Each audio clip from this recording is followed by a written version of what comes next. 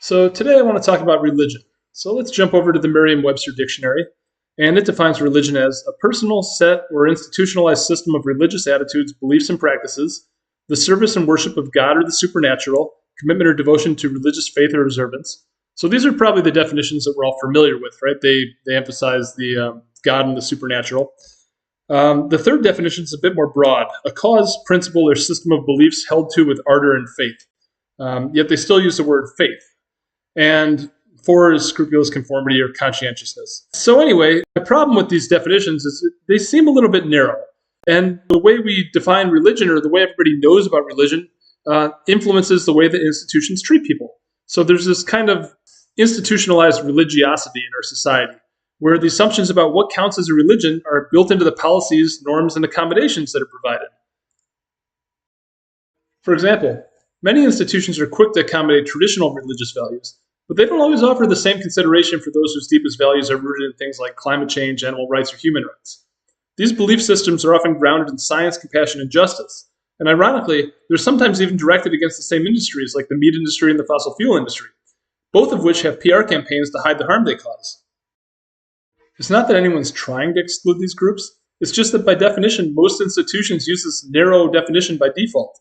And that can mean someone's deeply held moral convictions are treated as preferences rather than principles. It might mean fewer protections, fewer accommodations, or simply less understanding when their values conflict with the mainstream. So check out this clip of how Piers Morgan reacts when he perceives that his religion is being degraded. Well, you know what? I'm a Catholic, Jesse, and I'm not normally a snowflake about these kind of things, but I do think there's a double standard here. Can you imagine, for example, if the Met Gala last night had had an Islamic theme or a Jewish theme? There would have been absolute uproar, outrage, probably violent reaction in certain parts of the world. And I'm sorry, but when I saw Sarah Jessica Parker with a nativity scene on her head, and I saw Rihanna as the Pope and so on, I, as a Catholic, found that quite offensive. And I'm very surprised that not only the Met Gala organisers, but also all these celebrities felt that this was an appropriate theme for the evening. We can all understand this sentiment. It's the same sentiment that climate activists or vegans feel when they're being mocked. Yet society fails to generalize in this way. So let's now define what a religion actually is from an anthropological and sociological perspective. So Emile Durkheim was the first one to study this using the scientific method. So he studied the totemic religion of the Australian Aborigines because he believed it to be the most primitive of known religions, and he wanted to rule out a bunch of confounding variables that could exist in more complex religions. So his work was published in the Elementary Forms of Religious Life in 1912, and others like Max Weber have expanded on Durkheim's work, but Durkheim's work holds up very well even to this day. So Durkheim defines a religion as a unified system of beliefs and practices relative to sacred things, that is to say, things set apart and forbidden, beliefs and practices which unite into one single moral community called the Church, all those who adhere to them. So religion is really about the sacred and the profane, and we can apply his framework to secular movements that function as religions. Let's take the things that I care about: climate change, human rights, and animal rights. So each of these is a religion under Durkheim's definition. A typical religion consists of a moral code and belief system that centers around God. Climate change centers around preventing climate harm. Human rights centers around the inherent dignity, freedom, and equality of all humans. And animal rights centers around the commitment to nonviolence and non-exploitation of sentient life.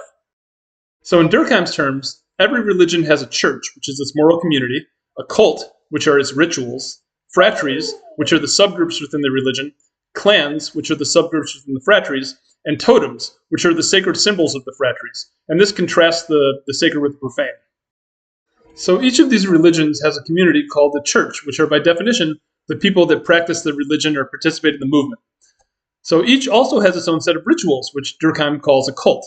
Now this is a very different definition from what most people know as a cult.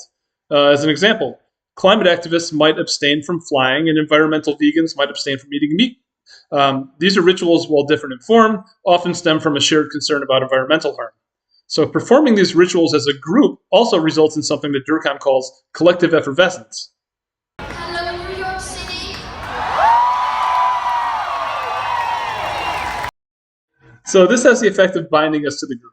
That's why you see people at marches dancing and singing just like you would at a church choir. Furthermore, religions are naturally divided into subgroups called phratries. For typical religions, we have various denominations like Catholicism, Orthodox Judaism, Sunni Muslim, etc. For secular religions like climate change, this concept is actually a big deal. Liberal environmentalists were the first ones to latch on to climate change as an issue. So naturally, they brought their totems. You can think polar bears, and they brought their language to the movement. And even to this day, many people seem to think that climate change is solely an environmental issue. This has the effect of repelling people with different values. Some people frame climate action as a competing religion, often in a profane way. But this misunderstands the diversity within the movement. As climate scientist Catherine Hayhoe explains, the problem is that Al Gore has taken this climate change thing and turned it into a religion. How do we know that's true? We just have to Google it online and we find the proof.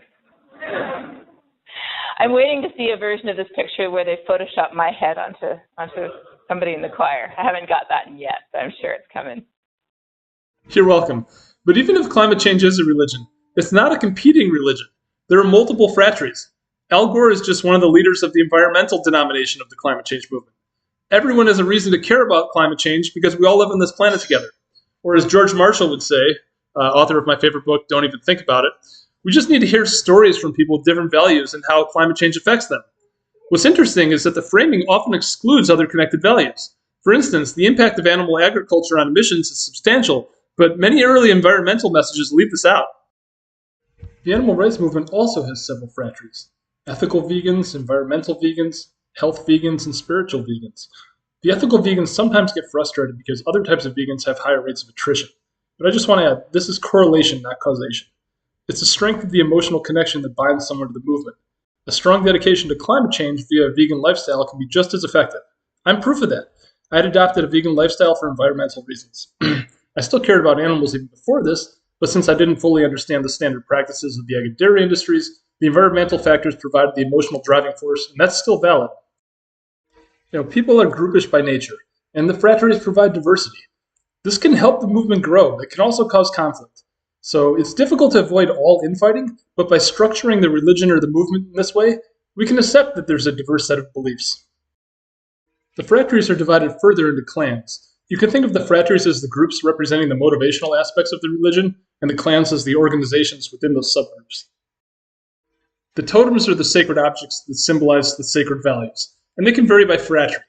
The polar bear need not be your totem to join the climate change movement. One could be more worried about the economic implications or the national security implications, for instance, of climate change than the environmental implications. And one doesn't need to make animals their totem to care about animal rights either. Many vegans simply have a strong desire to be ethically consistent, and they may make rationality their totem instead. And we all care about people, but it often takes a strong emotional connection to an injustice to get us to make them into a totem. Finally, at the core of the religion are the sacred values, and how they contrast with the profane. Another thing that this framework gives us is a lens to better understand conflicts. Politics these days is so divisive. It's all common enemy identity politics. But by seeing issues this way, we can reframe the issues in terms of common humanity identity politics. Let's take as an example one of the most divisive issues, abortion. Here's my Venn diagram showing how different sacred values influence people's views on abortion. This model is clearly more simplistic than real life because in real life there are more than 3 sacred values. And even though sacred values may be non-negotiable, they can still change over time within people.